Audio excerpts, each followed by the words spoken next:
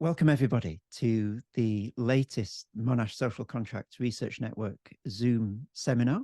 This is the second of 3 seminars for this semester, in which we're continuing to explore themes related to the social contract and to the state of nature that we've been looking at for 3 years now.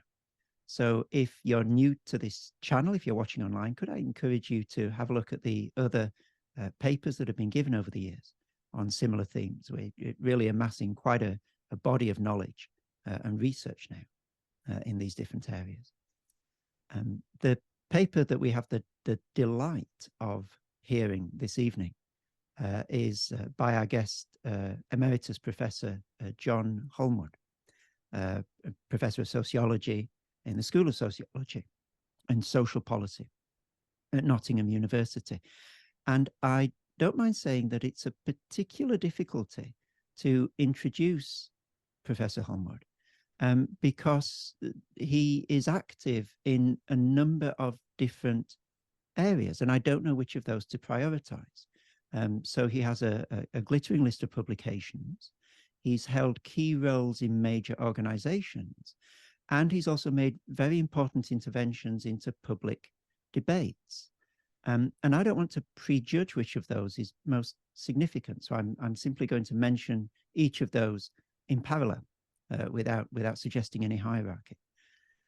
Most recently, and this was where I first came across his wonderful work, he co-authored with Gurminder K. Bambra the book Colonialism and Modern Social Theory that came out with Polity Press in 2021.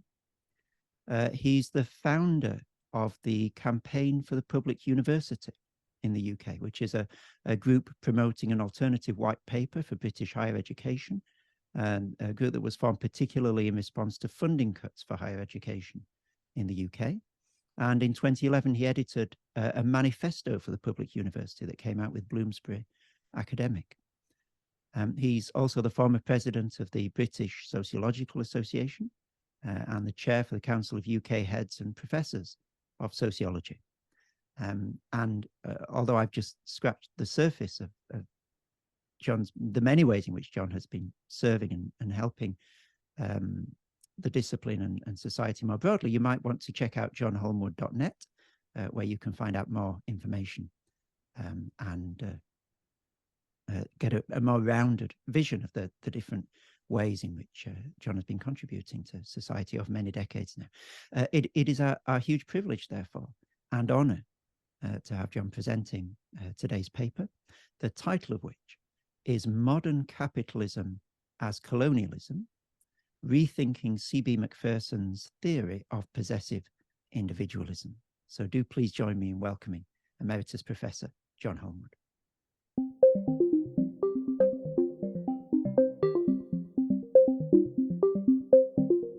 Well, thank you very much indeed, Chris. It's really a pleasure to participate in this seminar. And I guess in response to the introduction, what I'll be talking about is work being done with Gurminder and rising out of capitalism and modern social theory. And also, I guess, the other aspect of the work I've been involved in, which relates to issues of colonialism and post-colonialism, is a concern for citizenship in multicultural societies. I know there's been an important referendum in Australia associated with the rights of Indigenous people, and I think in the UK, I mean, it's not sort of directly equivalent, but it relates to the similar sort of constellation of issues. I've been working on matters arising from the treatment of British Muslims as second-class citizens in the context of counter-extremism. So I guess that latter bit in terms of the politics is where I'm sort of most proud in seeing, if you like, that there's a Muslim question now that was equivalent to the Jewish question in the late 19th, early 20th century. And of course, that's particularly fraught now in the context of Israel and Palestine, which makes understanding issues of colonialism, issues of capitalism, and issues of modernity particularly important. But I was also saying to Chris that I, as an undergraduate, I read CB Macpherson, and we were all very sort of positive about it, particularly about his theory of possessive individualism. So I felt a little regret that when Gurminder and I came to write the book on capitalism and modern social theory, we had treated Macpherson to criticism about the way he neglected issues of colonialism. I don't intend to change the nature of that criticism, but perhaps to place it in a different context, and that is looking at the wider concerns that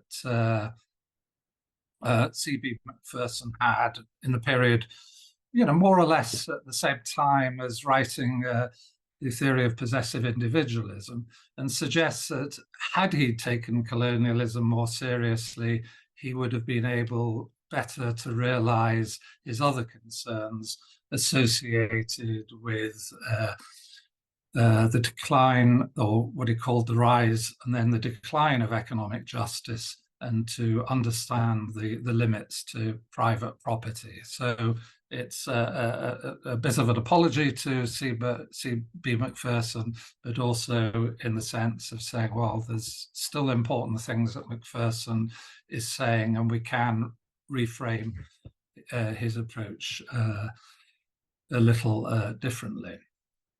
So what I'm presenting today is schematic and provisional, part of a project with Gurminder K. Bambra, and follows on from our recent book, Colonialism and Modern Social Theory. It builds on the concluding analysis in that book, where we set out some fictions of social theory, that is, ideas within social theory through which particular kinds of conceptual argument, theoretical narratives were made. And specifically what we identified as the fiction of class and formerly free labour, and its association with the fiction of a stadial theory of social development, which is, of course, central to your concerns at social contract theory and the state of nature. So according to the stadial theory of social development, Western modernity is presented as the apogee of development, which has universal significance.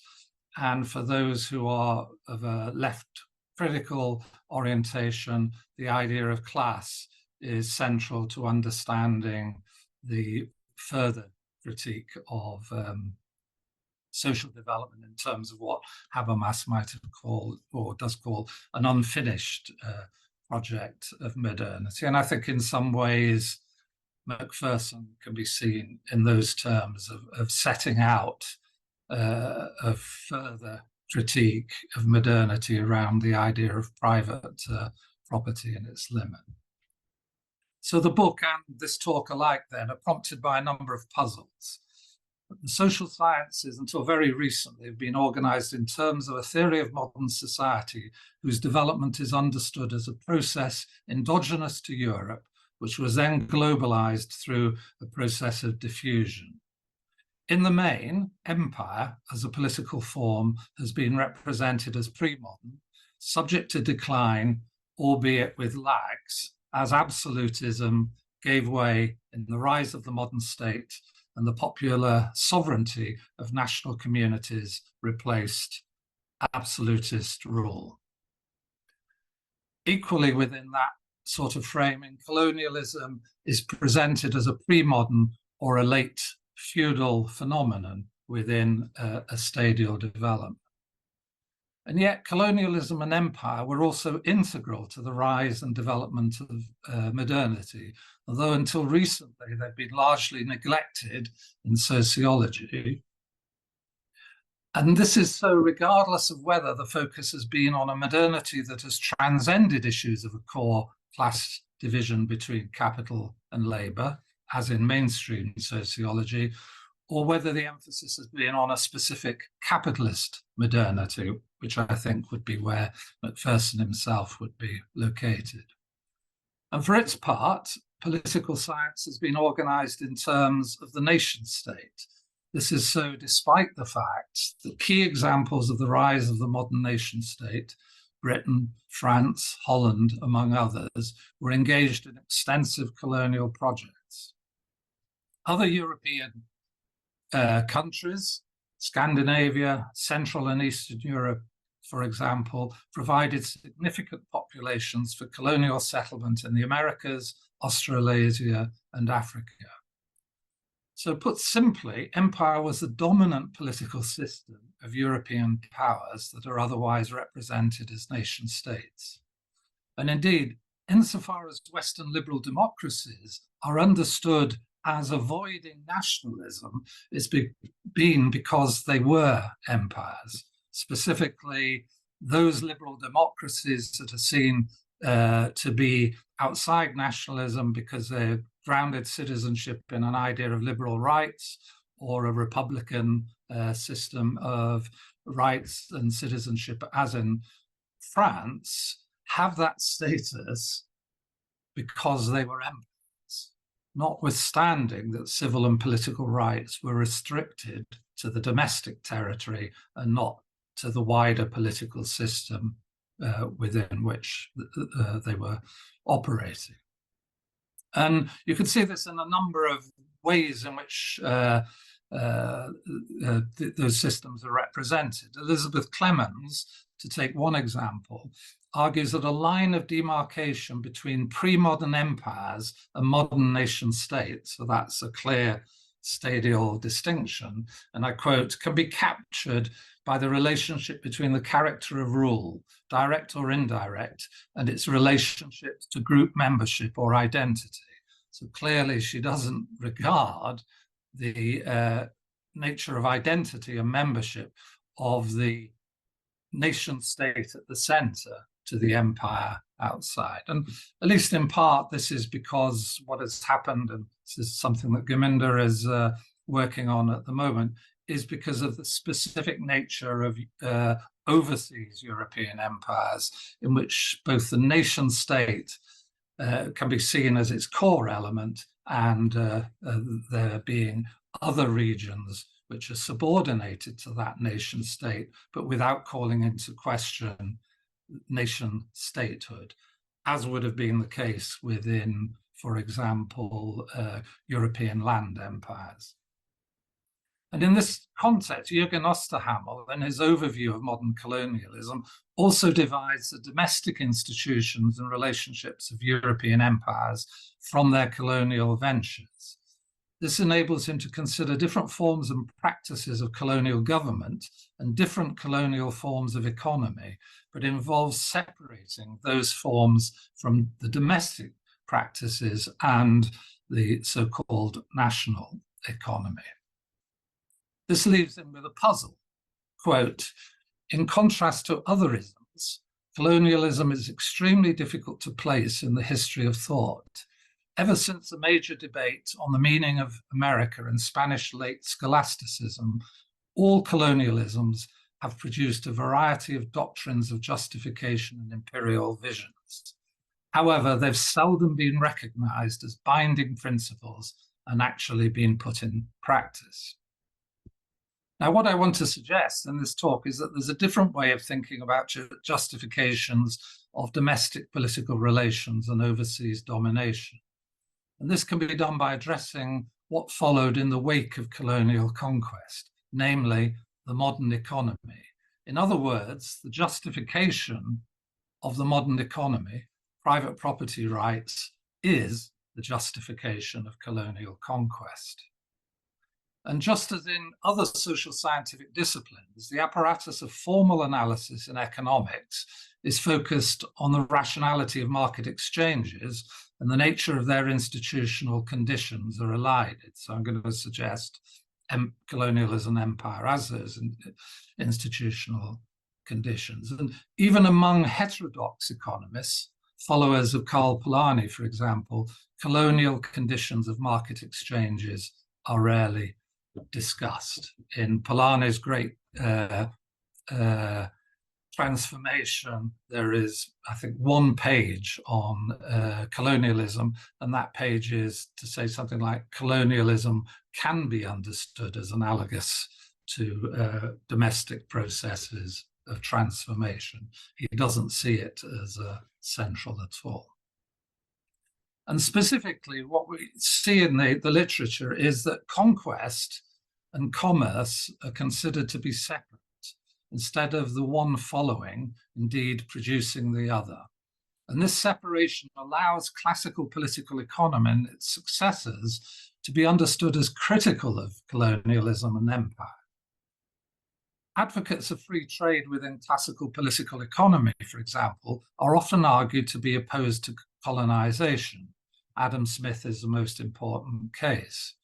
However, what was being advocated was independence for British settler colonies or inclusion within the Westminster system of government. Settler colonialism itself was not being criticised. Moreover, where free trade was argued against colonial monopolies of trade, the object of criticism was the monopoly of early trading companies within the domains they had established. The alternative that was proposed was international political system of empire in which free trade might apply and be negotiated among imperial powers. So even the argument of free trade is within an imperial system rather than opposed to imperialism. And some of you may be aware of a recent paper, I mean, in many ways, very interesting paper by Barbara Arneal making an analytical distinction between colonialism and imperialism. What I would suggest is that outside the specific context in which she is also wanting to use it to talk about internal colonialism, I would suggest that the distinction between colonialism and imperialism is not an apt one in terms of understanding the development of modernity. And I'll suggest that it's this misunderstanding which means that recent neoliberal market freedoms can appear both as a continuation of underlying liberal principles against the distortions inherent in welfare states, and also as the antithesis of empire, when it's precisely imperial domination that brought into being a global economic order grounded in private property and unbridled corporate power. So in a sense, we have an inversion of how neoliberalism ought to be understood because of the failure to see that kind of continuity. So in this way, what we describe as a post-colonial world actually represents the global hegemony of private property that modern colonialism inaugurated. And it's a further paradox amongst, this is still my introductory paradoxes, I'm afraid. It's a further paradox that colonialism and modern empire are absent from social scientific discussion until the dismantling of empire following successful anti-colonial movements in the second half of the 20th century. New post-colonial states enter an international system bequeathed by empire, but they're understood as fragile with a high potential for failure, in inverted commas, associated with an ideological framing of their unreadiness. There's little consideration of how that failure is associated with the circumstances of previous colonization. And nor is there an examination of the former colonial and imperial powers and the supposed stability of their political institutions in the absence of colonial domination.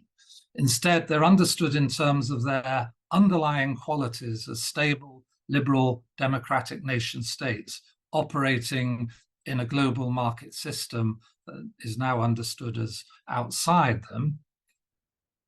And in effect, non-Western others are represented as a threat to global order rather than as subject to domination within its structures, at the same time as that global order is represented as a secure and universalizable achievement. I'm almost got to the point of CB Macpherson, because what I want to suggest is that's the context in which Macpherson is himself writing.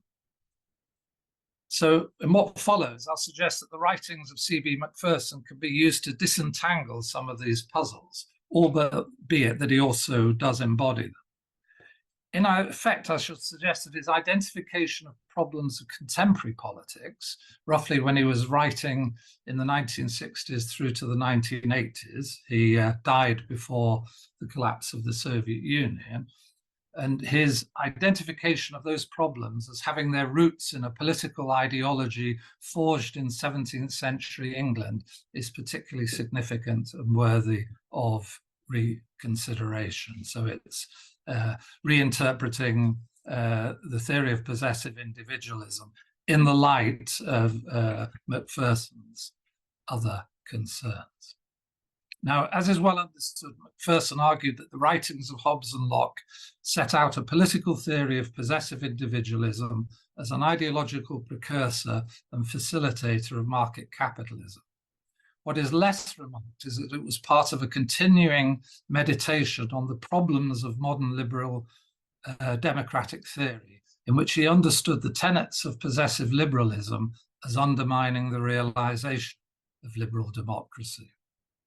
What I want to argue here is that an understanding of the colonial origins of possessive individualism would shed a different light on the wider problems of liberal democracy that Macpherson was addressing.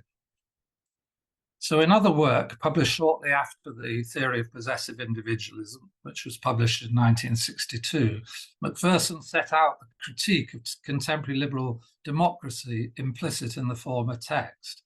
For example, in The Real World of Democracy, which was published in 1965, he took a broad view of democracy and included two non-liberal democracies, namely those associated with communism and with formerly colonized countries. Despite the significance of their status as once colonized, escaping the focus of his attention.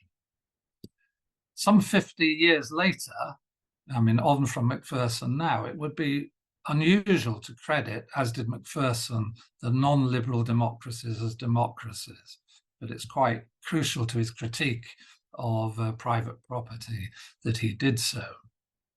And it's clear that Macpherson regarded them as offering a practical counterweight to the tendency of liberal democracy to self-undermine as a consequence of the role of private property within it. So he regarded one-party government in formerly colonized countries as following on from their national struggles from independence from colonialism, and that was not unexpected that the party that produced the successful liberation struggle would be long-term inheritor of the political rewards of that success. But surprisingly, he fails to reflect on how the fact of previous domination bears upon the representation of colonial powers as having liberal democratic political systems.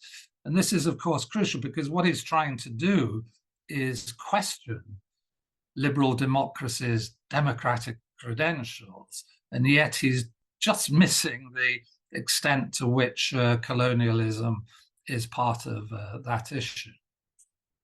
And what's noticeable is that Macpherson becomes more pessimistic about liberal democracy as he, as he gets older. And one of his later volumes of essays has the foreboding title, "The Rise and Fall of Economic Justice." This is published in 1985, in which he suggests that the scale of private property rights embodied in corporate capitalism might give the lie both to the claims for efficiency and the dispersal of aggregated power, which is attributed to market exchange relations, and the possibility that liberal democratic states might otherwise achieve an amelioration of corporate power. So it's a very powerful and pessimistic critique. And I would say that his concerns have been superseded by the realization of the outcome he feared. I think people aren't going back to Macpherson because they think, what's the point? It's already, that moment has passed. His instincts were toward a form of democratic socialism, social democracy, and that now appears distant. There was a brief flurry of arguments within analytical Marxism around the same time that set out what we might call a theory of possessive socialism, but they have also faded. And so what I'm trying to suggest is that by paying closer attention to colonialism, we can rehabilitate some of what Macpherson was trying to identify in his critique of liberal democracy. So Macpherson located the problems of contemporary liberal democracy in the arguments laid down in Hobbes and Locke. Levellers and Harrington, for their part, were precursors of an understanding of class relations entailed within private property, albeit in different terms to the Marxist socialist criticism to come. So there's a sort of what might call softening up series of arguments taking place in the theory of possessive individualism. Now, let me briefly set out his thesis and why a proper accounting for colonialism would make a difference. What I'm doing here is taking the concluding section of the theory of possessive individualism as the guide to what he was writing about initially, and is in a sense the key to that text. So he sets out 7 propositions of possessive individualism. Well, I won't go through all 7, but the central claims are that, quote, the individual is essentially the proprietor of his own person and capacities, where, and quote again, political society is a human contrivance for the protection of the individual's property in his person and goods, and therefore for the maintenance of orderly relations of exchange between individuals regarded as proprietors of themselves. And that's the scheme that Macpherson argued was perfected in Locke. So far, so good, but a valid theory of political obligation must be able to secure a further requirement, and that, quote, that the individuals of whom the society is composed see themselves at, or are capable of seeing themselves as equal in some respect, more fundamental than all the respects in which they are unequal. And I think that's the fulcrum on which all of Macpherson's arguments turn.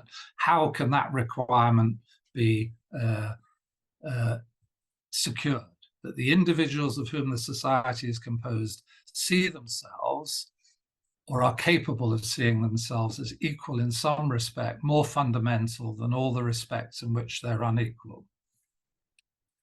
Let me, as an aside, put this a little differently, as proposed by Hermann Lebowitz, who said, well, what permitted Locke to justify the actions of rapacious and rebellious men of wealth of this and later ages, and at the same time hold forth a promise of unprecedented political participation for the many? It's essentially the same question.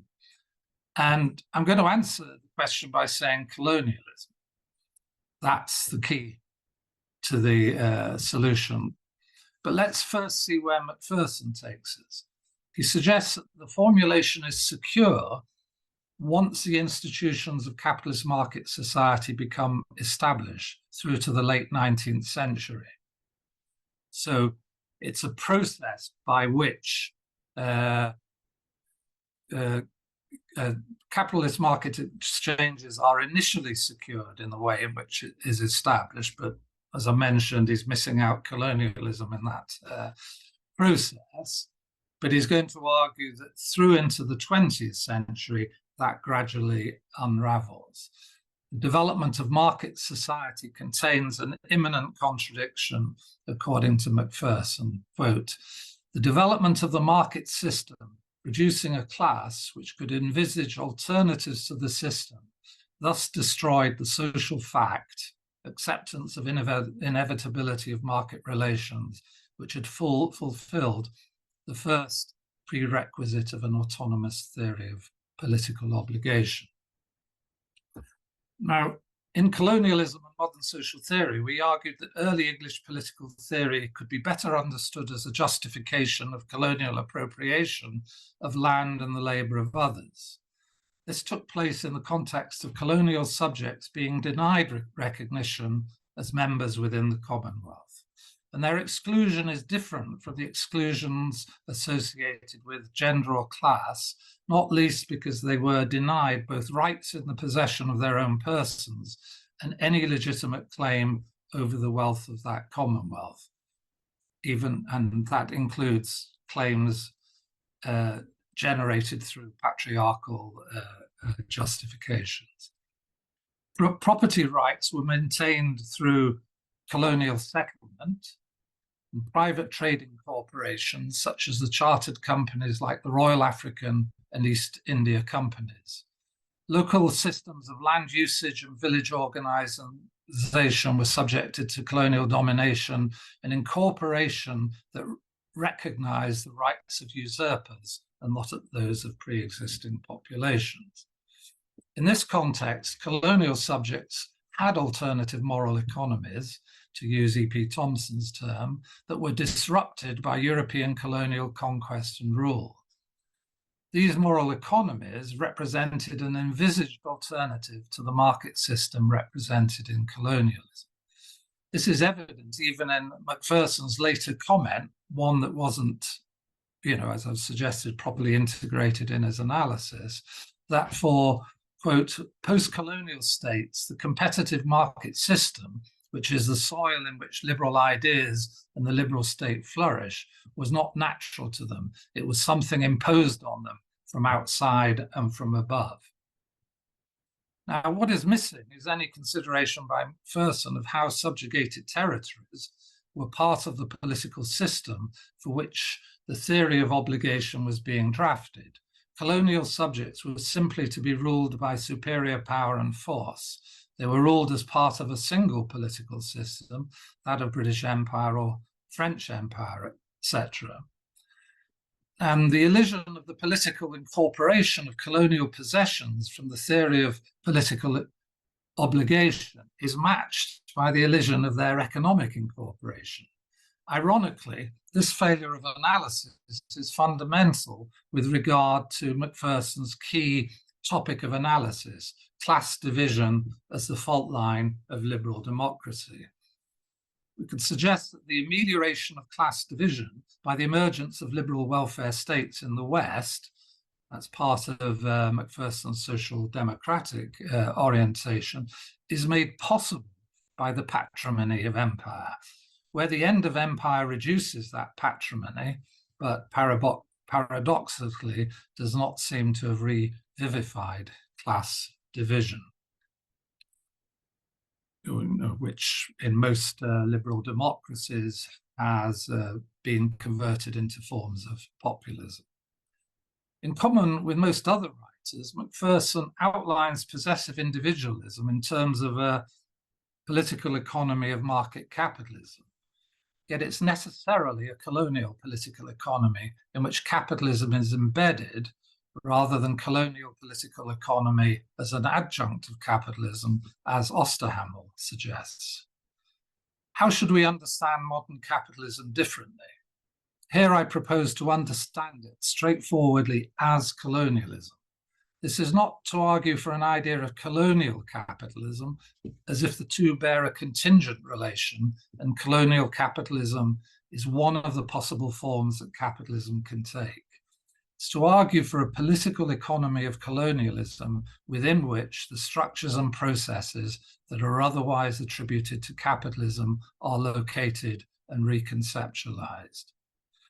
Colonialism is not simply a companion condition of the emergence of capitalism, which is otherwise understood through its immanent logic and impulsion outwards, whether of markets or of production. So that's the dominant view, and it's a view that Macpherson held. Many discussions of the history of capitalism, typically 4 stages are presented. These are 4 stages put forward by Nancy Fraser and Rahel Yegi. They've recently put it: first, mercantile or commercial capitalism; followed by so-called liberal competitive capitalism, then state-managed or social democratic capitalism, and finally financialized capitalism. All of them difficult to understand in terms of an internal logic of capitalism, and moreover one associated with the role of social class and class division. So let me give a different sort of representation of those four stages. Mercantile capitalism is defined by the increasingly global trade in luxury commodities conducted by private European corporations operating under royal charters, Royal Dutch East Indies Company, East India Company, Royal Africa Company, and so on. Virtually every European power had such companies. The activities of these companies were not simply profit-seeking through turning the terms of trade to their advantage, but also involved claims for jurisdiction and sovereignty in the name of European monarchs. As such, their activities occur in the context of the appropriation of lands by the elimination and dispossession of indigenous peoples, and the beginnings of the systematic trade in human beings that would enslave millions of Africans and transport them as commodities to the New World. Rather than understanding this stage as mercantile capitalism, it's better understood as colonialism through private property, its extended imposition and reproduction. Whereas enclosure, what sort of Polanyi was addressing in the Great Transformation, is seen to create a nascent class of free labor. The incorporation of lands elsewhere does not. It creates unfree labor. And this is not to imply that unfree labor was unknown within Europe before the emergence of free labor. But with the availability of unfree labor elsewhere, free labor becomes a social distinction within the extended Commonwealth, a status of populations at its center, not its peripheries, rather than the primary economic category of emergent modern capitalism separated from that colonial context, which is social and political as well as economic.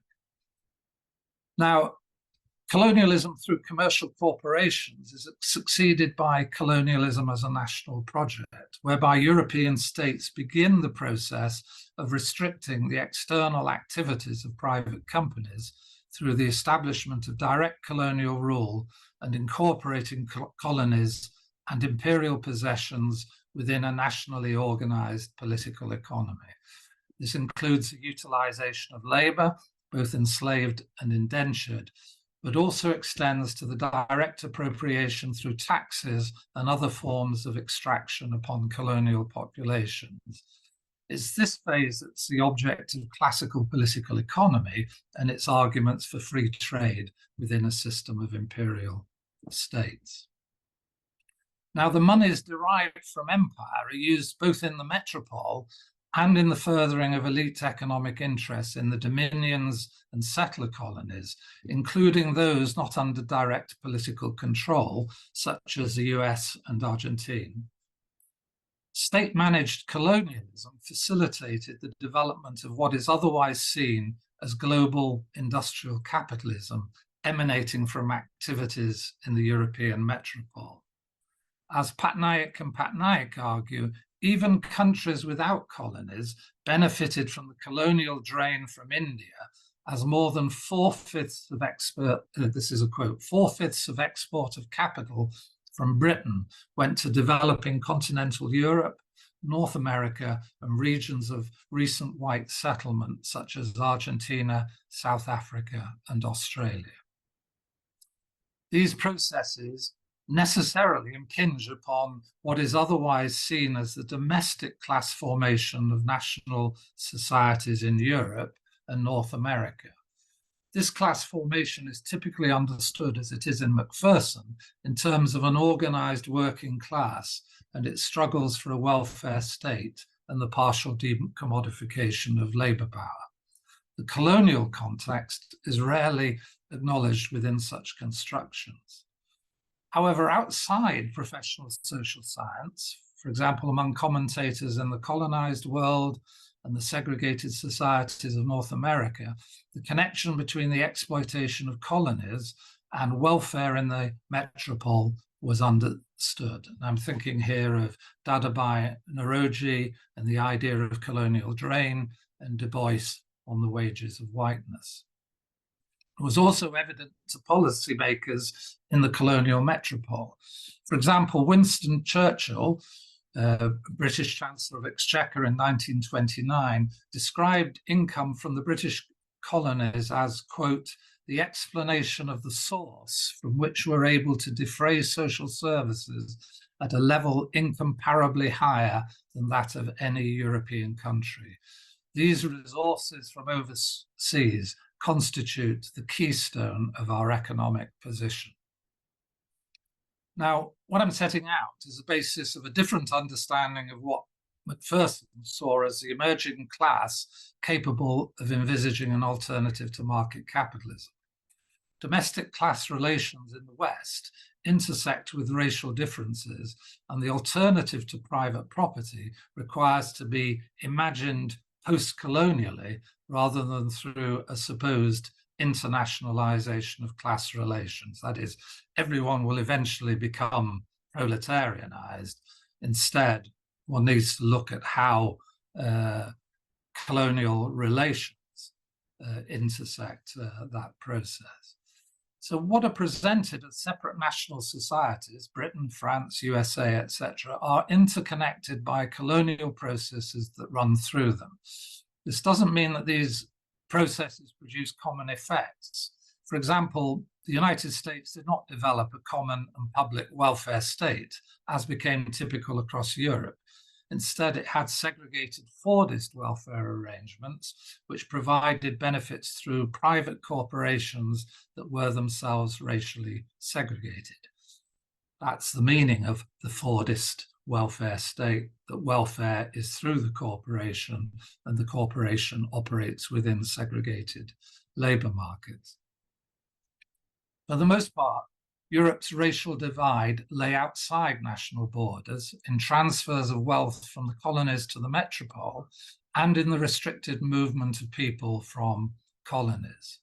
So how are we to understand the so-called les Trente Glorieuses across post-World War II Western societies without understanding the patrimony of colonialism?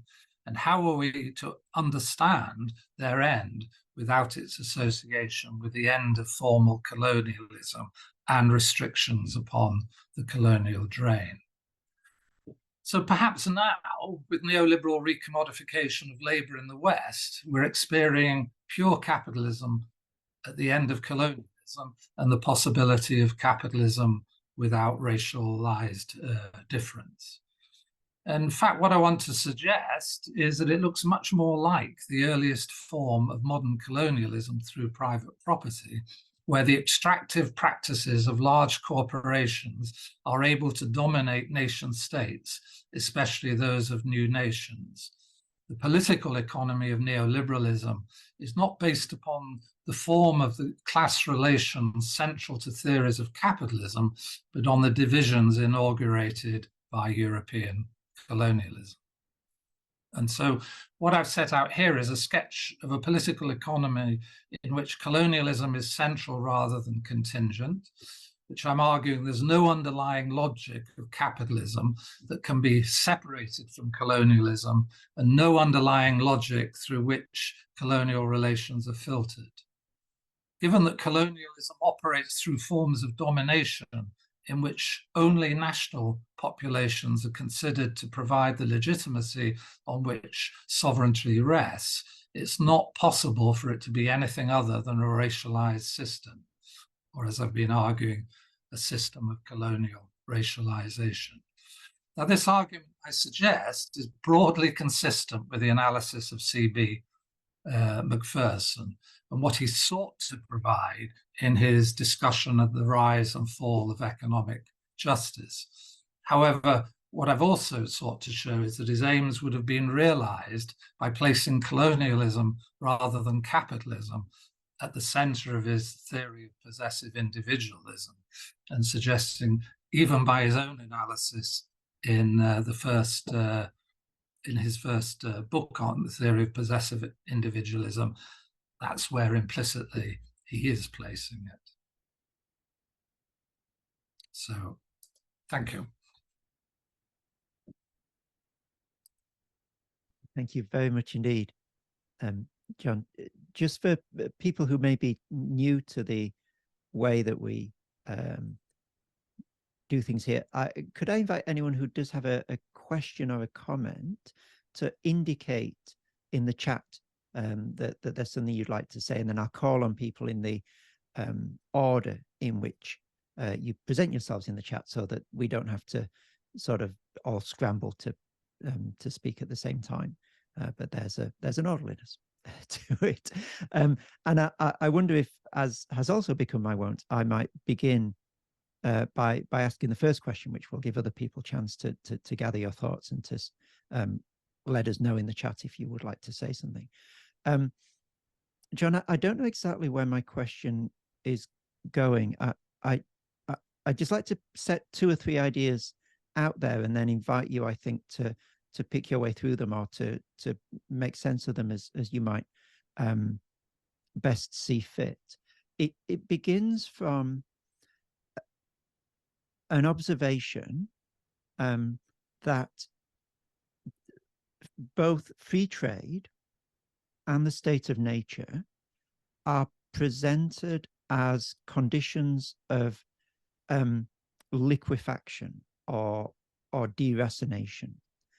So barriers and structures are flattened, both by the idea, at least in theory, of free trade without barriers, without restrictions, and also in state of nature theories, where the colonizers had no inherent tie to the land, as had been the case in previously in the colonizing countries, and therefore it was easier to see the colonized territories as pure resource without any meaningful sort of racination in particular what the French would call terroir, particular areas. So to the extent that that is the case, to what extent then I'm wondering, can we say that the rise of the ideology of neoliberal free trade is actually like a generalized state of nature, or like generalizing the colonial imaginary of this deracinated existence, where things can be viewed flatly as simply presenting a resource to be exploited. And off the back of that, is there a sense in which there's an inherent subversiveness, therefore, perhaps despite itself, to this neoliberal dispensation, in the sense that it is dissolving hierarchies,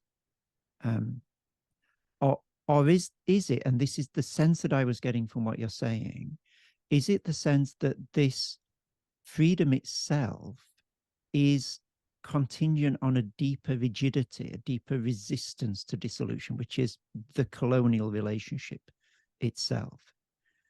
And the final thought that I wanted to offer for your consideration was, if the latter is the case, and if this freedom does rely on a deeper rigidity, where might that leave theories of modernity that foreground the idea of the dissolution of, what Marx called fast frozen relations? I'm thinking of Zygmunt Bauman's liquid modernity and so forth.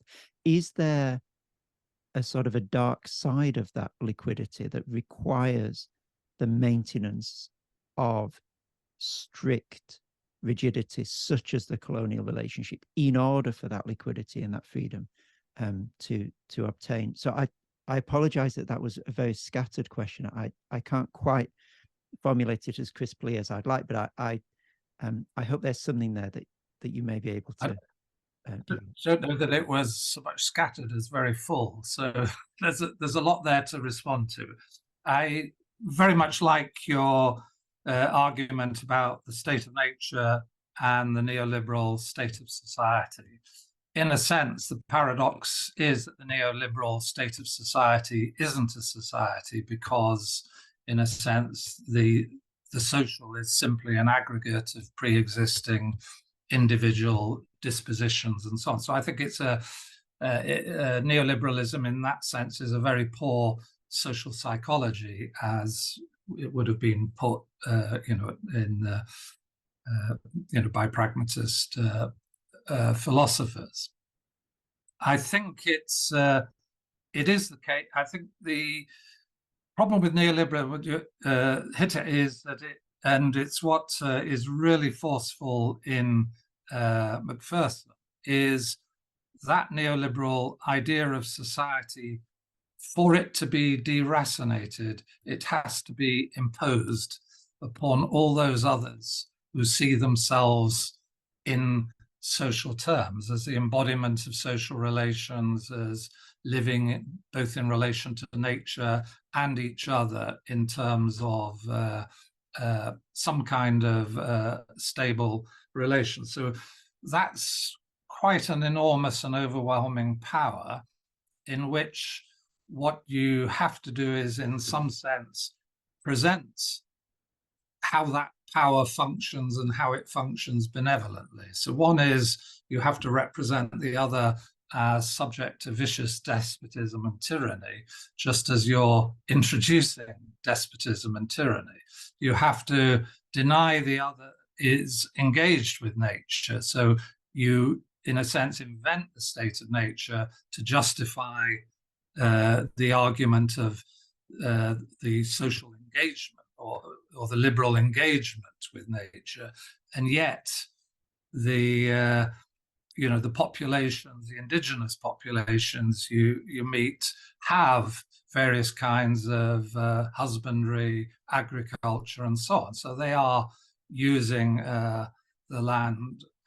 And you also have the problem, however, and it's particularly, I think, acute within the British Empire, is you confront in India an incredibly developed commercial system. One of the wealthiest parts of, one of the wealthiest places in the globe, not least because climate allows those closer to the equator to have 2 crops a year rather than 1, and so on. So this is very rich and fertile places which are being incorporated, and I would say straightforwardly de-developed. So India is a very powerful case because you can see that its wealth is diminished and its wealth is extracted and its wealth is transported. Elsewhere, laborers or people are transported and extracted. So if one says, well, there's neoliberalism does have this sort of abstract theory, which is deracinated and so on, it has a history which it has to refuse, because were it to acknowledge its history is a history of dispossession, appropriation, and dispossession and appropriation in ways which are fully inconsistent with its own principles. And I think the interesting thing, that is why Macpherson comes to that view, which is, one could say it's a quasi-Marxist view, that what liberalism brings into being is not a system of competition, but a system of monopoly. So the corporate form of modern capitalism is a form that neoliberalism sort of evades by saying, well, when we talk about competition, we're not talking about the system being in a competitive equilibrium, but always in the process of becoming.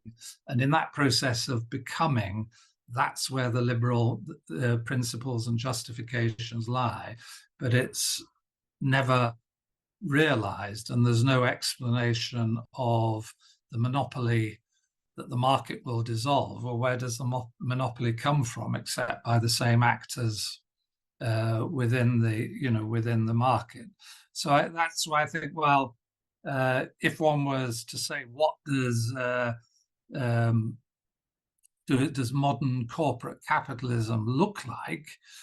It looks like the East India Company. It looks like the same kind of rapacious appropriation of the resources of other places, brought about through the imposition of private property, the requirement that those resources be transferred. And so that is why I say, well, if the focus of Macpherson's argument is the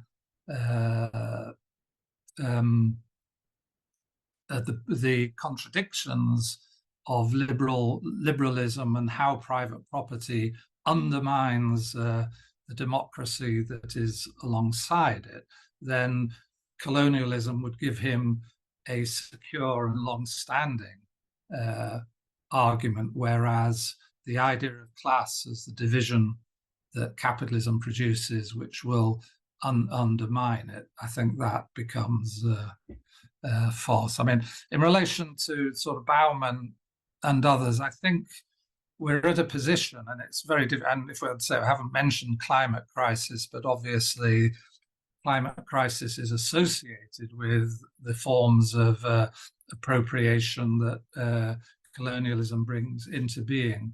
We are living in a period where we in the West are the problem, and that the redistribution that is necessary is a redistribution away from us. And so where Macpherson is arguing for forms of redistribution, then once you put the colonial framing in, then that redistribution becomes even more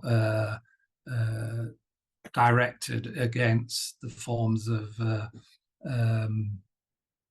consumption that are characteristic of Western consumerism. So liquid modernity in the sense of consumerism and so on is fully implicated in the process and doesn't represent any kind of solution.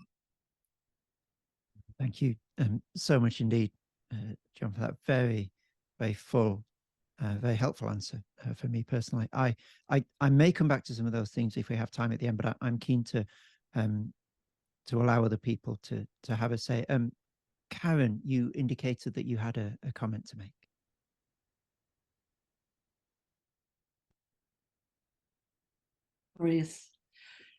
Yeah, thank you. I think the situation's a little bit more complicated. I mean, on the one hand, colonialism has always, or rather, we go back to the Mongol Empire. This is a colonial empire built on the basis of trying to increase trade and extract goods. So colonialism, yeah, it's always had that character. But I don't think that the European, there's something kind of missing in the Macpherson story, I think, and in your sort of picture, because there's the rationalization that Europeans had both, in the Spanish colonial enterprise, where it was religion that justified to a certain extent, or rationalized the colonial expansion. I mean, the people, as you say, I mean, the people are treated as not fully human. I mean, needing to be saved by Christianity. And I think Macpherson's analysis of the origins of republicanism in the European sphere are far too materialistic. I mean, I've been doing all this work on Catherine Macaulay, who was important in the lead up to the French and American revolutions. And her reading of Locke is much closer to Cumberland. There really is an idea that there is a moral progress and that property rights are necessary because only, I mean, this is an idea you get in Rousseau as well, only an independent person can actually be morally fulfilled. And so there's this long tradition within Christianity of a belief in progress towards a moral fulfillment. And this is very clear in Macaulay and in Cumberland, who are very, very anti-Hobbesian, that what one needs is a republic, which she sees as guaranteeing a kind of equality of possession of property, so that individuals can develop themselves as moral individuals. And this is the idea also that you've got, you know, to a certain extent in Kant. You know, there's movement towards a kingdom of ends. Okay, this is and so the European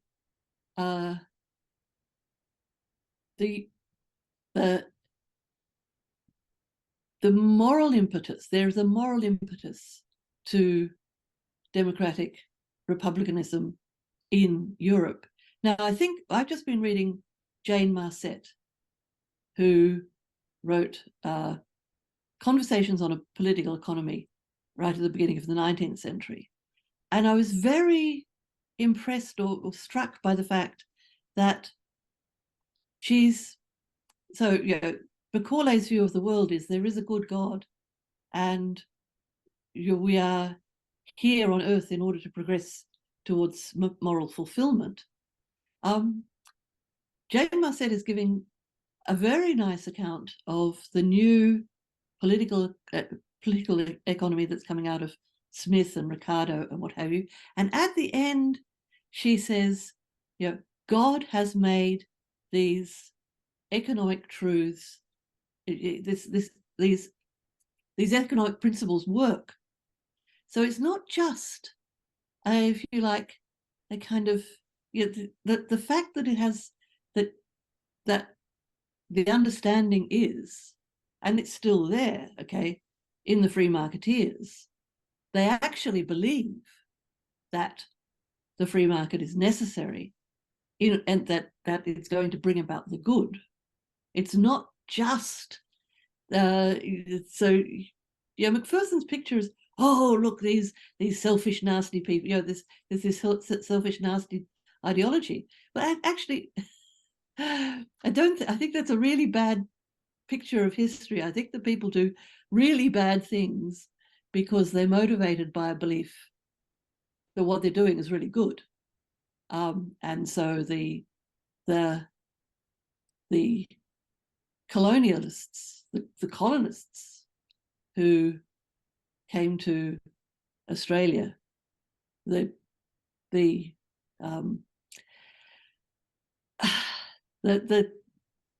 didn't see themselves as rapacious. I mean, they saw themselves to a certain extent as bringing civilization, and one can't just sort of. And so I just think the story is too simple because it doesn't take into account this religious aspect and this aspect of belief in the truth of certain economic principles, which actually then feeds, of course, into Marxism, that it still has this idea that somehow there is a scientific economics, which when you read Jane Marcet, you think, oh, of course, there can't be a scientific economics unless there's a God who has created, you know, the natural law.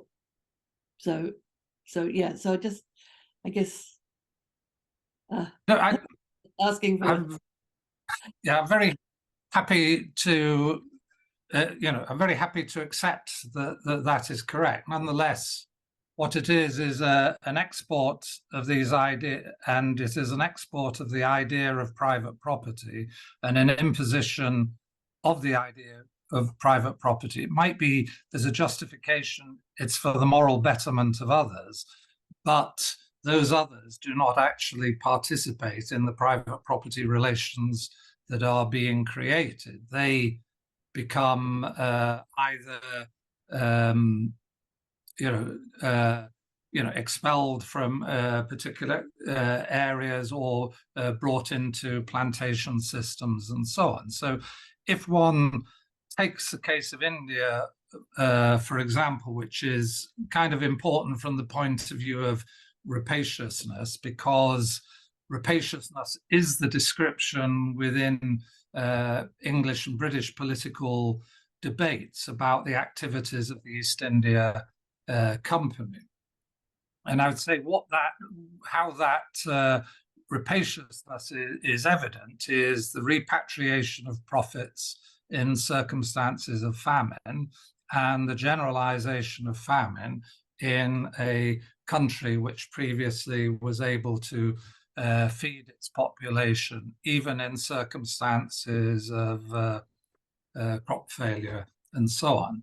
So I would also make a distinction as well between, the start of the presentation, I did argue that there was an argument that empire was a pre-modern category. And then I was saying that, well, an empire, however, is continuous with modernity.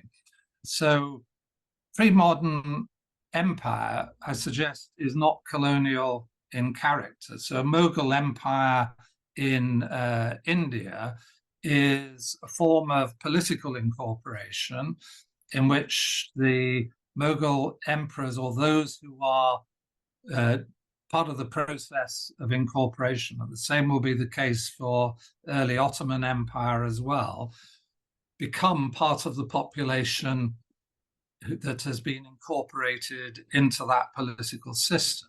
So there aren't famines of the scale in India under the Mughals that occur after the East India Company enters into India. So the scale of famines becomes quite extraordinary, and it gets justified within political economy as part of the process of progress. So you do get famine justified as progress. Obviously, the people commenting on all of this are not commenting from one side only. So there are critics of it taking place. I mean, my own sympathies, are not, although it may appear to be so, I'm not putting forward Marxist arguments. My own sympathies would be much more directed in terms of the arguments made by Edward Burke, that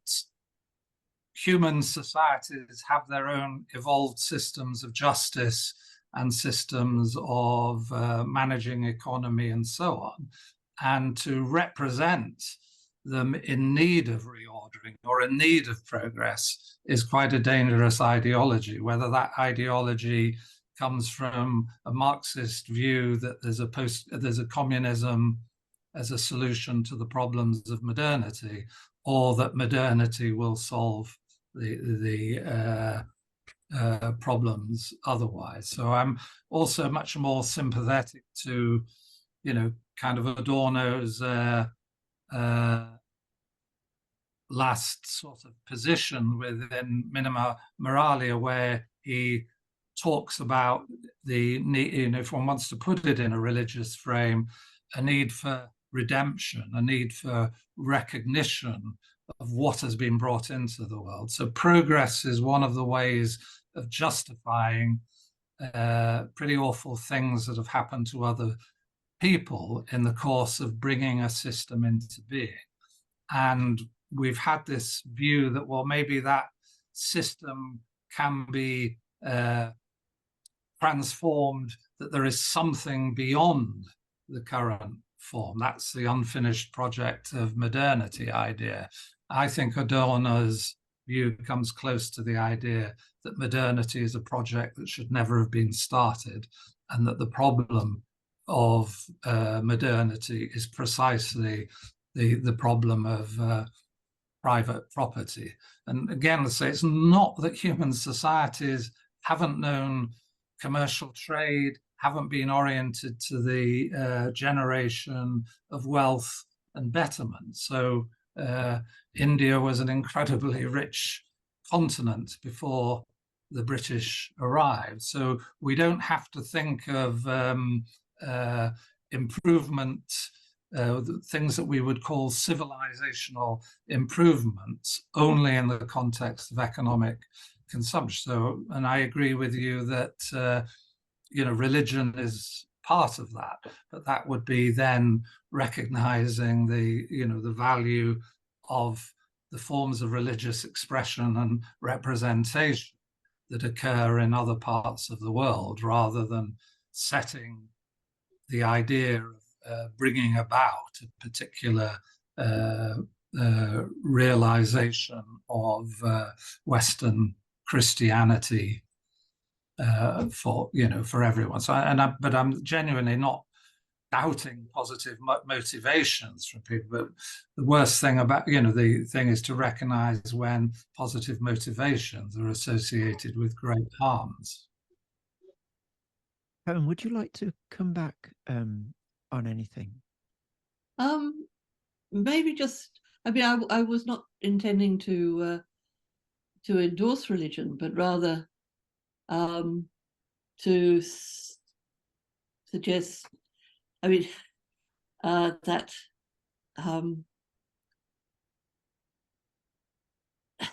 that there, well, that the Macpherson, like I just guess I think Macpherson is just sort of historically inaccurate. Okay, that the social contract tradition is based on possessive individualism, etc. I mean, I think it's just like, if you look at the history, there's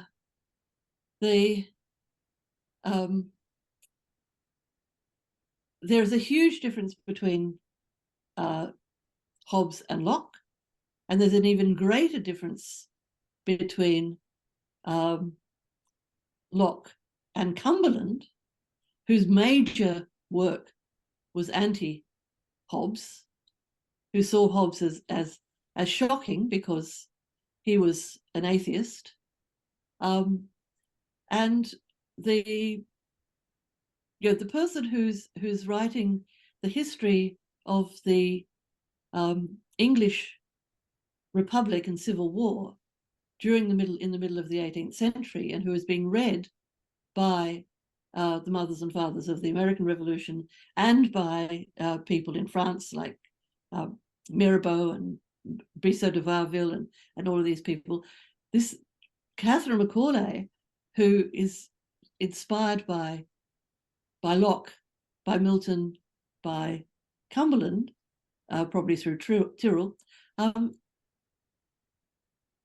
it's just not a thesis of possessive individualism. It's much more a view of, I mean, as she says, she sees a democratic society as one in which the common good will become the common care. So it's a moralistic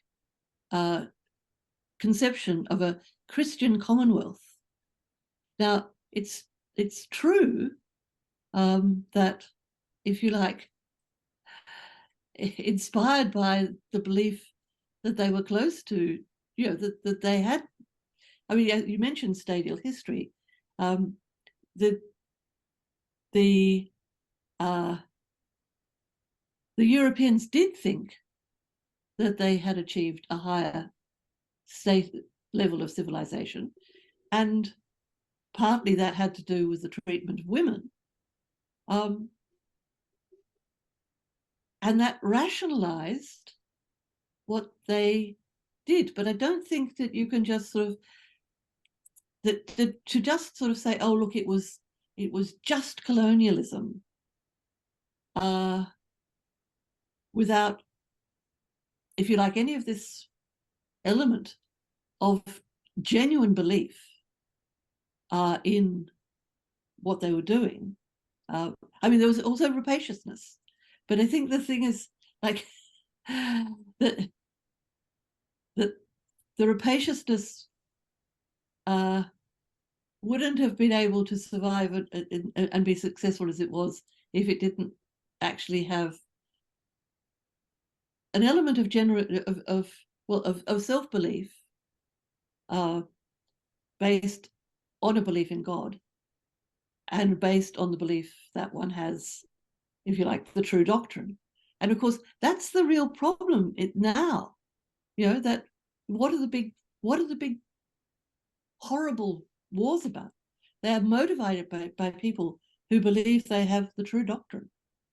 And so I think it's a very kind of, yeah, it's not historically accurate. It's not a historically accurate picture. And in a way, it's a problematic picture because it doesn't sufficiently take into account ideology in the sense of people really believing that what they're doing is right, and rationalizing dreadful behavior on the basis of claiming to have some access to the truth.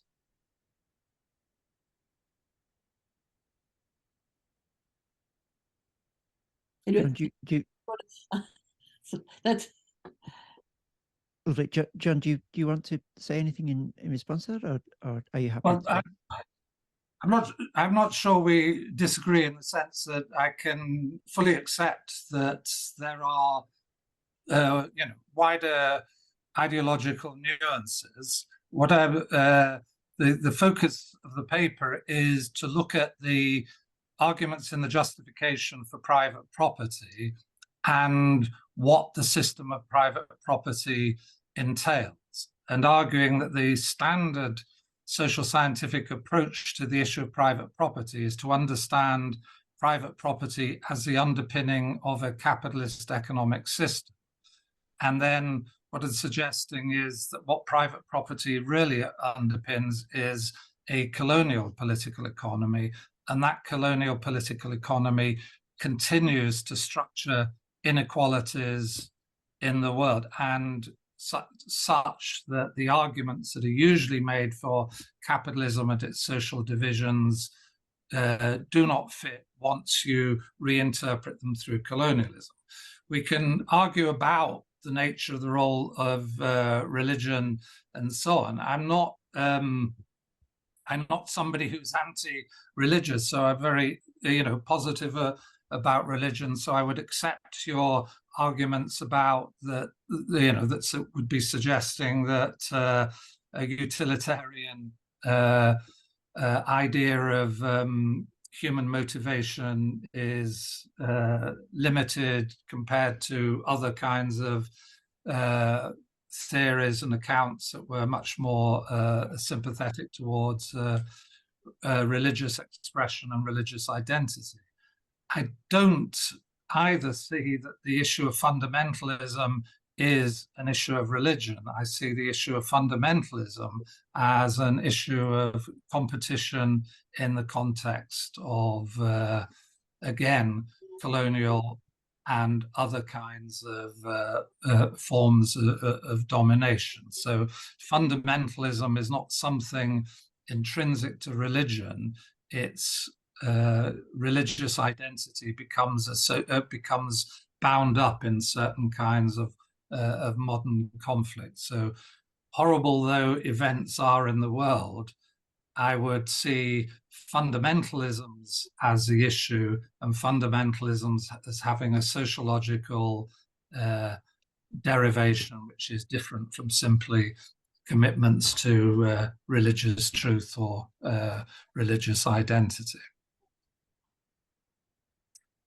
Thank you so much, John and Karen, for that really rich exchange on both sides.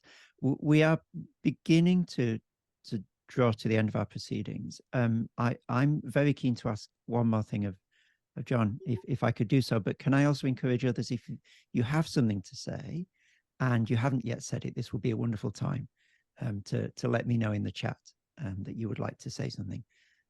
I think, Alma, I see you raising your hand there. Do you want to go first so we can make sure that your question is asked, and then if there's still time afterwards, I will come in after that.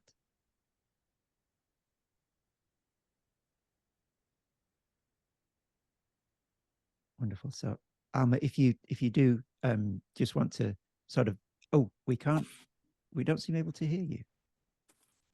Oh, you still don't hear me? Yes, we can. Wonderful. Yeah. You go right sorry. ahead. Thank you. So, yeah, just one question that comes to mind is when we talk about possessive individualism and neoliberalism or capitalism in general, it looks like it is not. It is never possible without some sort of colonialism or exploitation. The thing is possessive individualism necessarily means capitalism or just a free trade market, a laissez-faire policy, liberalism, liberal economy without any state intervention? So that the accumulation of wealth becomes possible as one natural right of individuals within the liberal theory. The thing is, any kind of wealth accumulation in that case would not be possible because it's economics, just scarcity and scarce resources. So either you need to exploit in the forms that are reproduced and reshaped through time. Again, this continuity that you mentioned, or in form of neocolonialism. So my question was basically, is this possessive individualism means a kind of exploitative colonial wealth accumulation necessarily, or can we agree that this is a vague idea? Well, I guess what I'm trying to argue is, how should we understand colonialism in a way that makes it relevant to what is usually presented as a post-colonial situation today? One of the paradoxes is the social sciences didn't address colonialism until they were satisfied that colonialism was over. That is, that the anti-colonial movement in the 60s made the world safe, or the Western world safe for the discussion of colonialism, which then became a discussion of the nature of the international order and the problem of accommodating new state. And that was particularly acute in the issue of the Soviet process as well. So partly what I want to do is to say, well, let's disrupt that kind of sense that colonialism is over. And one of the ways of disrupting it is to say, well, what was colonialism about? What did it bring into being? It brought into being a system of private property and the generalization of a system of private property. And when that system of private property becomes truly global, you can say that colonialism is both over and fully realized. Fully realized because private property is what the aspect of colonialism was about. So that then certain deep inequalities, which are both geographic and and racialized are embedded. And you have the curious system that a hemisphere that has relatively low natural resources becomes the appropriate, the global accumulator of those resources, including carbon rich and carbon heavy resources. So our consumption, so a whole series of things I think follows from it. So is the problem possession as such? I think not. So I mean, we're all of us used to the idea, whether we like it or not, or seek to deny it or not, of finding our identity in certain kinds of possessions and ways of expressing ourselves through consumption and so on. But I would say that's relatively trivial in comparison to what I would call the actual legal institutions associated with private property as such. I would say that there was an attempt at trying a different form of possessive socialism, and that's what analytical Marxism tried to do through possessive socialism. I think it would be interesting to look at those arguments in the context of CB Macpherson and the extent to which and how property was being managed within so-called market social relations, as one way of addressing your question. But our purpose really was to disrupt the idea that that the end of colonialism meant the end of colonialism. I don't use the language of neocolonialism because it's the continuity of colonialism. It's what happens when private property is instituted as the global system of order, if you like. So that's where one is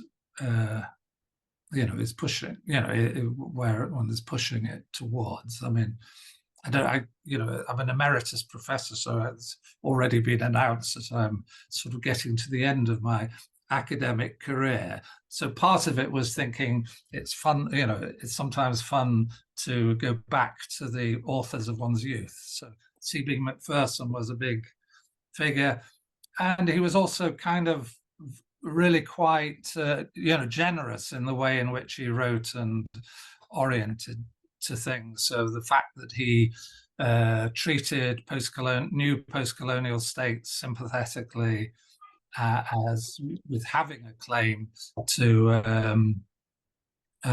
democracy without casting them as corrupt and so on, as if that corruption is nothing to do with us and so on. So I think so that was partly settling a relationship within the past, but certainly within sociology, if not within philosophy, the theory of possessive individualism has been very powerful. If Karen is suggesting it's a poor interpretation of the text, it seems nonetheless to be a good interpretation of an ideology that has become embedded. And the interesting thing about the theory of possessive individualism as a book, which I think sets it apart from other texts within philosophy, is that its last chapter is about is not about 17th century English political philosophy. It's about 20th century problems and setting out possessive individualism in the context, of our present. So in that way, I think CB Macpherson sort of leaves behind political philosophy as a discourse with its own sort of, obviously its own rules and requirements, and becomes a political theorist, a political scientist, if you like, or a social scientist for the present. So trying to, merge those two things, and there'll always be some damage done to the argument in the process. Thank you very much, Alma, for your question. Thank you, John, for your really rich answer once again. It seems that, as is so often the case, just as we're beginning to draw to a close, we open up subjects that would be fascinating and profitable to explore at much greater length. The idea that the triumph of the colonial is its own disappearance, and its success can be indexed against its own self-effacement, which I took to be part of your what you were saying there, John. I think is both incredibly important and fascinating, and would merit a much longer discussion if we had the time. It reminds me of something that Tom Holland said in his recent book Dominion, which is that the real revolutions are those that nobody recognizes as having been revolutions, because they are so total that they're simply understood now to be the status quo. It's only the failed revolutions that are remembered as revolutions. And I wonder if that would be an interesting frame with which to continue this discussion. But alas, we have no such luxury, because I'm going to have to bring these proceedings to a close. Just before I thank our speaker for this evening, can I draw people's attention to the remaining seminar in this semester? So we've heard from Sandra Leone Field. We've just heard from John Holmwood. On the 31st of October, we're going to hear from Timothy Howells from Oxford University, who's going to be speaking on the question of the significance of the individual and the concept of the social in the work of Carl Schmitt. So if that's a subject that interests you, please do mark that date in your diary. More details are available on that website there in the bottom right-hand corner, if you'd like an abstract and a registration link for Tim's seminar. And it just therefore remains for me to, on behalf of all of us, thank very sincerely indeed Emeritus Professor John Holmwood for a fascinating paper, and also a very rich engagement with our questions and comments. So please do join me in thanking Professor Holmwood. Well, thank you again for the invitation. I enjoyed it very much. Thank you.